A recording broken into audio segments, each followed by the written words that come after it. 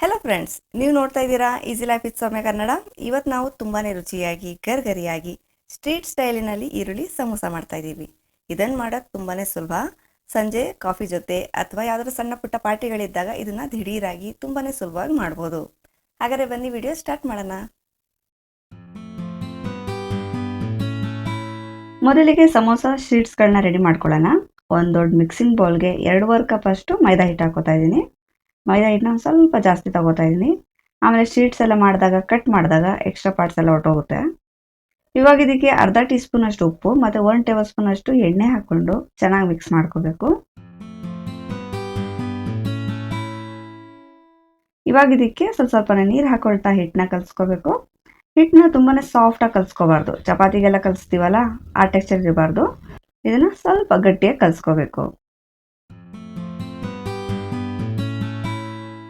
ನೋಡಿ, ಈ ಥರ ಕಲಿಸ್ಕೋಬೇಕು. ತುಂಬಾನೇ ಸಾಫ್ಟ್ ಆಗಿಲ್ಲ ಮತ್ತು ತುಂಬ ಗಟ್ಟಿ ಇಲ್ಲ, ಕಲ್ ಥರ ಗಟ್ಟಿ ಇಲ್ಲ.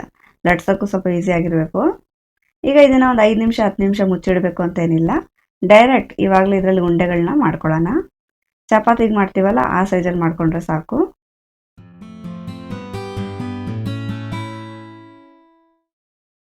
ಇವಾಗ ಸ್ವಲ್ಪ ಒಣ ಹಿಟ್ಟು ಉದುರಿಸ್ಕೊಂಡು ಲಟ್ಟಿಸ್ಕೋಬೇಕು.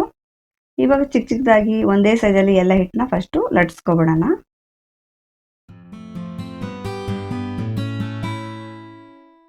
ನೋಡಿ, ಈ ಸೈಜಲ್ಲಿ ಎಲ್ಲ ಹಿಟ್ಟನ್ನ ಒಂದ್ಸಲ ಲಟ್ಟಿಸ್ಕೊಬಿಡ್ಬೇಕು.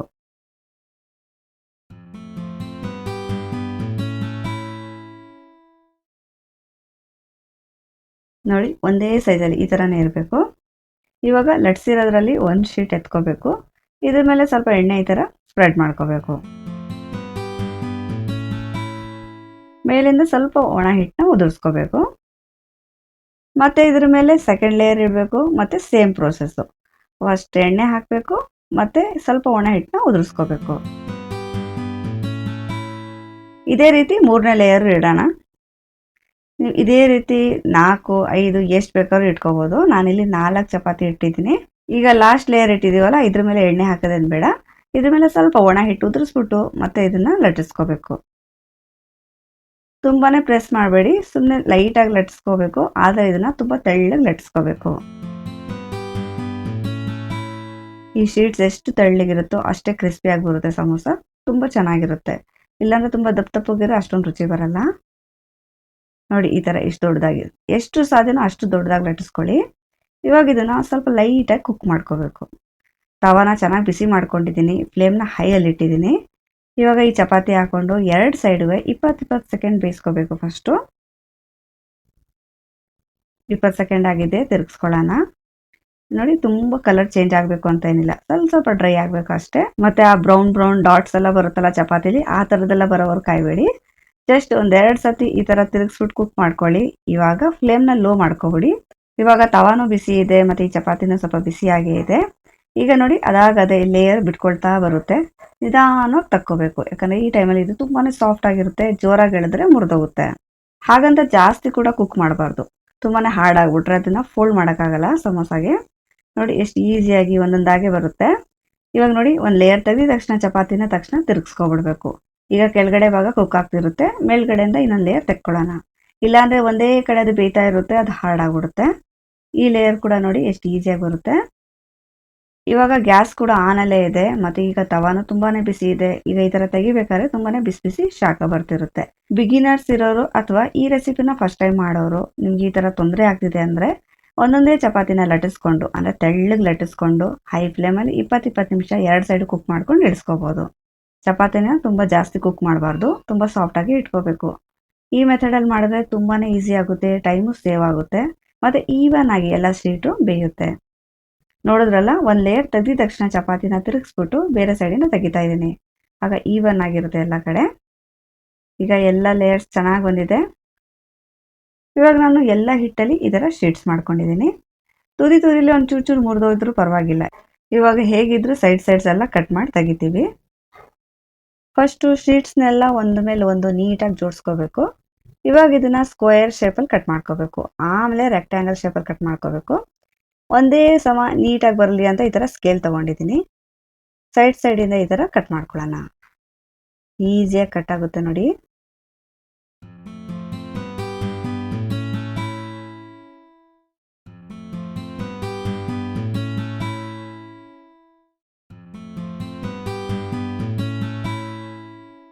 ಈಗ ಎಕ್ಸ್ಟ್ರಾ ಎಲ್ಲ ತಕ್ಕೊಂಡಿದ್ದೀನಿ. ಕ್ಲೀನಾಗಿ ಸ್ಕ್ವೇರ್ ಶೇಪ್ ಬಂದಿದೆ. ಇವಾಗ ರೆಕ್ಟ್ಯಾಂಗಲ್ ಶೇಪಲ್ಲಿ ಕಟ್ ಮಾಡ್ಕೋಬೇಕು. ನಿಮಗೆ ತುಂಬ ಚಿಕ್ಕದು ಮಿನಿ ಸಮೋಸ ಬೇಕು ಅಂದರೆ ನೋಡಿ ಈ ಥರ ಇಷ್ಟು ಚಿಕ್ಕ ಶೀಟಲ್ಲಿ ಕಟ್ ಮಾಡಿದ್ರೆ ಸಾಕು. ಇದ್ರಲ್ಲಿ ನೋಡಿ ಪುಟ್ ಪುಟ್ಟದಾಗಿ ಮಿನಿ ಮಿನಿ ಸಮೋಸ ಬರುತ್ತೆ. ಇವಾಗ ಸ್ವಲ್ಪ ದೊಡ್ಡ ಸೈಜ್ ಸಮೋಸ ಬೇಕು ಅಂದರೆ ಶೀಟ್ಸ್ನ ಸ್ವಲ್ಪ ಅಗಲ ಕಟ್ ಮಾಡ್ಕೋಬೇಕಾಗುತ್ತೆ. ಈಗ ಎಷ್ಟಿದೆ ಅದರಲ್ಲಿ 2 ಭಾಗ ಮಾಡ್ಕೋತಾ ಇದ್ದೀನಿ. ಇದರಲ್ಲಿ ಸ್ವಲ್ಪ ದೊಡ್ಡ ದೊಡ್ಡದಾಗಿ ಬರುತ್ತೆ. ಫೋಲ್ಡಿಂಗ್ ಮೆಥಡ್ ಎಲ್ಲ ಸೇಮ್ ಇರುತ್ತೆ. ನೋಡಿ ಇಷ್ಟು ಶೀಟ್ ರೆಡಿ ಆಗಿದೆ. ಈ ಥರ ಶೀಟ್ಸ್ನೆಲ್ಲ ಮೊದಲೇ ನೀವು ಮಾಡಿ ಸ್ಟೋರ್ ಮಾಡಿ ಕೂಡ ಇಡ್ಬೋದು. ಇದನ್ನು ಕ್ಲೀನಾಗಿ ಕವರ್ ಮಾಡಿ ಫ್ರಿಜ್ಜಲ್ಲಿ ಇಡ್ಬೋದು. ಇದನ್ನು ಹಾಗೆ ಇಟ್ಟರೆ ಸ್ವಲ್ಪ ಡ್ರೈ ಆಗೋಗುತ್ತೆ ಮತ್ತು ಬೇಗ ಮುರಿಯೋ ಚಾನ್ಸ್ ಇರುತ್ತೆ. ಈಗಲೂ ಕೂಡ ಈಗ ಸಮೋಸ ಫಿಲ್ಲಿಂಗ್ ರೆಡಿ ಆಗೋವರೆಗೂ ಇದನ್ನು ಸ್ವಲ್ಪ ಒದ್ದೆ ಬಟ್ಟೆಯಲ್ಲೇ ಮುಚ್ಚಿಡಬೇಕು. ಒದ್ದೆ ಅಂದರೆ ನೀರಲ್ಲಿ ಫುಲ್ ತೊಟ್ಟಿಕ್ಬಾರ್ದು, ಆ ಬಟ್ಟೆ ಲೈಟಾಗಿ ಒದ್ದೆ ಮಾಡಿಬಿಟ್ಟು ಮುಚ್ಚಿಡಬೇಕು. ಇವಾಗ ಇದು ಎಕ್ಸ್ಟ್ರಾ ಹಿಟ್ಟು ಕಟ್ ಮಾಡಿದ್ವಲ್ಲ, ಇದು ವೇಸ್ಟ್ ಆಗಲ್ಲ, ಇದನ್ನು ಯೂಸ್ ಮಾಡ್ಕೋತೀವಿ. ಇವಾಗ ಇದನ್ನು ಚಿಕ್ಕ ಚಿಕ್ಕದಾಗಿ ಫಸ್ಟ್ ಕಟ್ ಮಾಡ್ಕೊಳ್ಳೋಣ. ಈಗ ಇದನ್ನು ಡೀಪ್ ಫ್ರೈ ಮಾಡ್ಕೋಬೇಕು. ಎಣ್ಣೆನ ಚೆನ್ನಾಗಿ ಬಿಸಿ ಮಾಡ್ಕೊಂಡಿದ್ದೀನಿ. ಈಗ ಕಟ್ ಮಾಡಿದ್ವಲ್ಲ ಆ ಹಿಟ್ಟನ್ನ ಹಾಕೋಬೇಕು. ಹೈ ಫ್ಲೇಮಲ್ಲಿ ಇದು ಕ್ರಿಸ್ಪಿ ಆಗೋವರೆಗೂ ಫ್ರೈ ಮಾಡ್ಕೋಬೇಕು. ಇವಾಗ ಇದೇನು ಕಲರ್ ಜಾಸ್ತಿ ಚೇಂಜ್ ಆಗಬೇಕು ಅಂತೇನಿಲ್ಲ, ಕ್ರಿಸ್ಪಿ ಆಗ್ಬಿಟ್ರೆ ಸಾಕು. ನೋಡಿ ಈಗ ಕ್ರಿಸ್ಪಿ ಆಗಿದೆ, ಕಲರ್ ಚೇಂಜ್ ಆಗಿಲ್ಲ. ಮೈದಾ ಹಿಟ್ಟಲ್ವಾ, ಬೇಗ ಕಲರ್ ಚೇಂಜ್ ಆಗಲ್ಲ.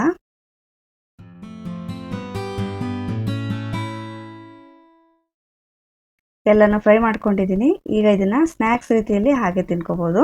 ಜೊತೆಗೆ ಇವಾಗ ಇದನ್ನ ತಣ್ಣಗೆ ಮಾಡಿಕೊಂಡು ಪುಡಿ ಮಾಡಿಕೊಂಡು ಈರುಳ್ಳಿ ಫಿಲ್ಲಿಂಗ್ ಮಾಡ್ತೀವಲ್ಲ ಅದಕ್ಕೆ ಮಿಕ್ಸ್ ಮಾಡ್ಕೋಬೇಕು. ಆಗ ಆ ಫಿಲ್ಲಿಂಗು ತುಂಬಾ ರುಚಿಯಾಗಿರುತ್ತೆ. ಇವಾಗ ನೋಡಿ ಅರ್ಧ ಭಾಗ ಅಷ್ಟು ಪುಡಿ ಮಾಡ್ಕೊಂಡಿದ್ದೀನಿ, ಅರ್ಧ ಭಾಗ ಅಷ್ಟು ಹಾಗೆ ಇಟ್ಕೊಂಡಿದ್ದೀನಿ. ಅದನ್ನು ಸ್ನ್ಯಾಕ್ಸ್ ರೀತಿಯಲ್ಲಿ ಹಾಗೆ ತಿನ್ಕೋಬೋದು. ಇವಾಗ ಈರುಳ್ಳಿ ಫಿಲ್ಲಿಂಗ್ ರೆಡಿ ಮಾಡ್ಕೊಳ್ಳೋಣ. 3 ದೊಡ್ಡ ಸೈಜ್ ಈರುಳ್ಳಿನ ಸಣ್ಣಗೆ ಹೆಚ್ಚಿಬಿಟ್ಟು ಒಂದು ತಟ್ಟೆಗೆ ಹಾಕ್ಬಿಟ್ಟು ಫ್ಯಾನ್ ಕೆಳಗೆ ಇಟ್ಬಿಟ್ಟಿದ್ದೆ. ಇವಾಗ ನೋಡಿ ಇದರಲ್ಲಿ ನೀರೆಲ್ಲ ಸ್ವಲ್ಪ ಡ್ರೈ ಆಗಿದೆ. ಈ ಥರ ಸ್ವಲ್ಪ ಒಣಗಿಸ್ಕೋಬೇಕು. ತುಂಬ ಜಾಸ್ತಿ ಹೊತ್ತು ಫ್ಯಾನ್ ಕೆಳಗೆ ಇಡಬೇಕು ಅಂತ ಏನಿಲ್ಲ. ಈ ಸಮೋಸ ಶೀಟ್ಸ್ ರೆಡಿ ಆಗೋವರೆಗೂ ಇಟ್ಟರೆ ಸಾಕು. ಈ ಥರ ನೀರನ್ನ ಸ್ವಲ್ಪ ಡ್ರೈ ಮಾಡ್ಕೊಂಡಾಗ ಸಮೋಸ ತುಂಬ ಕ್ರಿಸ್ಪಿಯಾಗಿರುತ್ತೆ, ಬೇಗ ಮೆತ್ತೆ ಮೆತ್ತೆ ಆಗಲ್ಲ. ಇವಾಗ ಇದ್ರ ಜೊತೆಗೆ 2 ಹಸಿಮೆಣಸಿನ್ಕಾಯಿ, ಸ್ವಲ್ಪ ಕರಿಬೇವಿನ ಸೊಪ್ಪು, ಸ್ವಲ್ಪ ಕೊತ್ತಂಬರಿ ಸೊಪ್ಪನ್ನ ಸಣ್ಣಗೆ ಹೆಚ್ಕೊಂಡು ಹಾಕೋತಾ ಇದ್ದೀನಿ. ಇದನ್ನು ಅಷ್ಟೇ ಈರುಳ್ಳಿ ಕಟ್ ಮಾಡಿದ್ನಲ್ಲ ಆವಾಗಲೇ ಕಟ್ ಮಾಡಿ ಫ್ಯಾನ್ ಕೆಳಗೆ ಇಟ್ಬಿಟ್ಟಿದೆ. ಇದರಲ್ಲೂ ನೀರಿನ ಅಂಶ ಇಲ್ಲ, ಇದು ಸ್ವಲ್ಪ ಡ್ರೈ ಆಗಿದೆ. ಈಗ ಇದ್ರ ಜೊತೆಗೆ ರುಚಿಗೆ ತಕ್ಕಷ್ಟು ಉಪ್ಪು ಹಾಕೋತಾ ಇದ್ದೀನಿ. ಸ್ವಲ್ಪ ಅರಿಶಿನದ ಪುಡಿ ಹಾಗೂ ಅಚ್ಕಾರದ ಪುಡಿ ಅರ್ಧ ಟೀ ಸ್ಪೂನ್ ಹಾಕೋತಾ ಇದ್ದೀನಿ.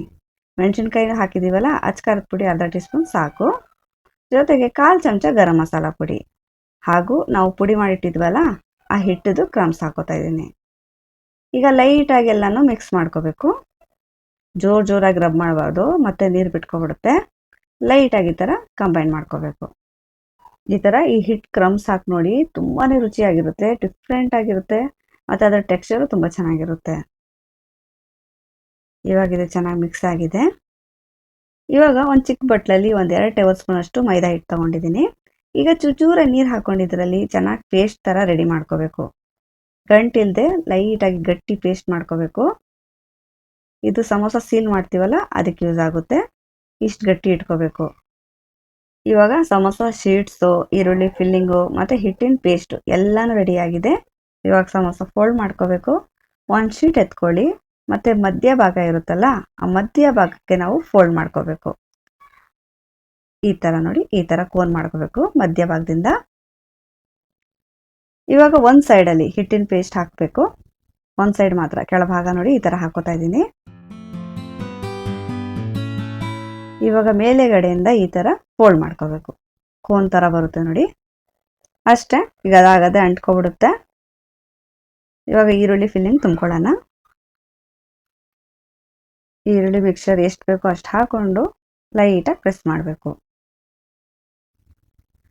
ನೋಡಿ ಈ ಥರ ಕೈಯಿಂದ ಲೈಟಾಗಿ ಪ್ರೆಸ್ ಮಾಡ್ಕೋಬೇಕು. ಈಗ ಇದನ್ನು ಕವರ್ ಮಾಡಬೇಕು ಅಂದರೆ ಮೇಲೆ ಸ್ವಲ್ಪ ಹಿಟ್ಟಿನ ಪೇಸ್ಟ್ ಹಚ್ಕೋಬೇಕು.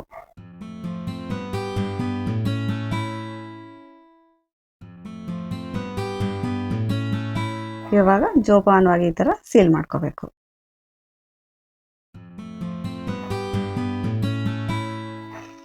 ನೋಡಿ ಈ ಥರ ಆರಾಮಾಗಿದು ಅಂಟ್ಕೊಬಿಡುತ್ತೆ, ಬಿಟ್ಕೊಳ್ಳಲ್ಲ. ಹಿಟ್ಟಿನ ಪೇಸ್ಟು ಹದವಾಗಿದೆ, ತುಂಬ ತೆಳ್ಳು ಇಲ್ಲ, ತುಂಬ ಗಟ್ಟಿನೂ ಇಲ್ಲ. ನೋಡಿ ಎಷ್ಟು ಪರ್ಫೆಕ್ಟ್ ಆಗಿದೆ ಶೇಪು. ಇದೇ ರೀತಿಲಿ ಇನ್ನೊಂದು ಸಮೋಸ ಫೋಲ್ಡ್ ಮಾಡೋದು ನೋಡ್ಕೊಳ್ಳೋಣ. ಅರ್ಧ ಭಾಗಕ್ಕೆ ಹಿಟ್ಟು ಪೇಸ್ಟ್ ಹಾಕ್ಕೋಬೇಕು. ಮತ್ತು ಈ ಕಡೆಯಿಂದ ಅರ್ಧ ಭಾಗ ಈ ಥರ ಫೋಲ್ಡ್ ಮಾಡ್ಕೋಬೇಕು. ಕೋನ್ ಶೇಪಲ್ಲಿ ಫೋಲ್ಡ್ ಮಾಡ್ಕೋಬೇಕು. ಈಗ ಫಿಲ್ಲಿಂಗ್ಸ್ ಎಲ್ಲ ಹಾಕ್ಕೊಂಡು ಲೈಟಾಗಿ ಪ್ರೆಸ್ ಮಾಡ್ಕೋಬೇಕು. ಮತ್ತು ಮೇಲ್ಭಾಗ ಈ ಥರ ಹಿಟ್ಟು ಪೇಸ್ಟ್ ಹಾಕ್ಕೊಂಡು ಕವರ್ ಮಾಡ್ಕೋಬೇಕು.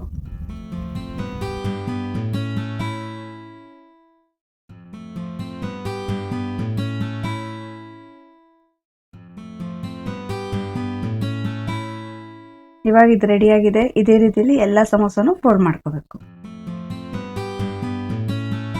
ಇವಾಗ ಇದನ್ನು ಡೀಪ್ ಫ್ರೈ ಮಾಡ್ಕೋಬೇಕು. ಎಣ್ಣೆನ ಚೆನ್ನಾಗಿ ಬಿಸಿ ಮಾಡ್ಕೋಬೇಕು.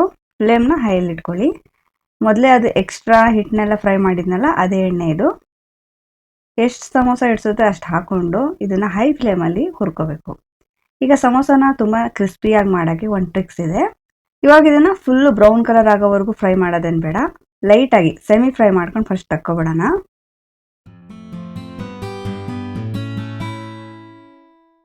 ಇವಾಗ ನೋಡಿ ಲೈಟಾಗಿ ಕಲರ್ ಚೇಂಜ್ ಆಗಿದೆ. ಇವಾಗಲೇ ಇದನ್ನ ತೆಕ್ಕೊಬಿಡೋಣ.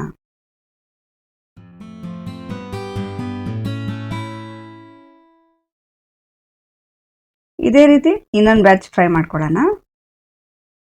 ಇದನ್ನು ಅಷ್ಟೇ ಲೈಟಾಗಿ ಸೆಮಿ ಫ್ರೈ ಮಾಡ್ಕೋಬೇಕು. ಈಗ ಇದ್ರದ್ದು ಲೈಟಾಗಿ ಕಲರ್ ಚೇಂಜ್ ಆಗಿದೆ. ಇದನ್ನು ತೆಕ್ಕೊಬಿಡೋಣ.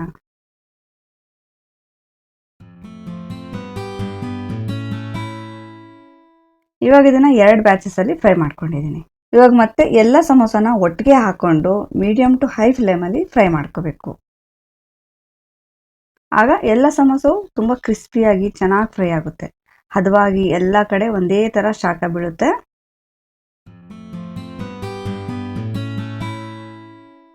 ಇವಾಗ ಇದು ನೋಡಿ ಎಷ್ಟು ಚೆನ್ನಾಗಿ ಒಂದೇ ಕಲರಲ್ಲಿ ಫ್ರೈ ಆಗಿದೆ. ಎಲ್ಲನೂ ಅಷ್ಟೇ ತುಂಬಾ ಕ್ರಿಸ್ಪಿಯಾಗೂ ಆಗಿದೆ. ಈಗ ಇದನ್ನೆಲ್ಲ ತೆಕ್ಕೊಳ್ಳೋಣ.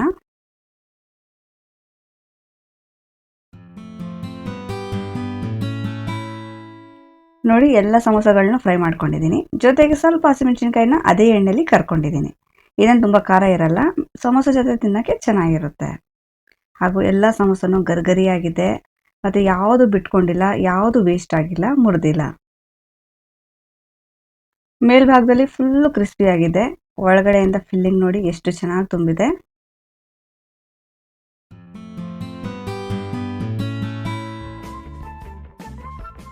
ಇವತ್ತಿನ ವಿಡಿಯೋ ನಿಮ್ಗೆ ಇಷ್ಟ ಆದರೆ ಪ್ಲೀಸ್ ನನ್ನ ಚಾನೆಲ್ನ ಸಬ್ಸ್ಕ್ರೈಬ್ ಮಾಡ್ಕೊಳ್ಳಿ. ವಿಡಿಯೋನ ಲೈಕ್ ಮಾಡಿ. Thank you for watching.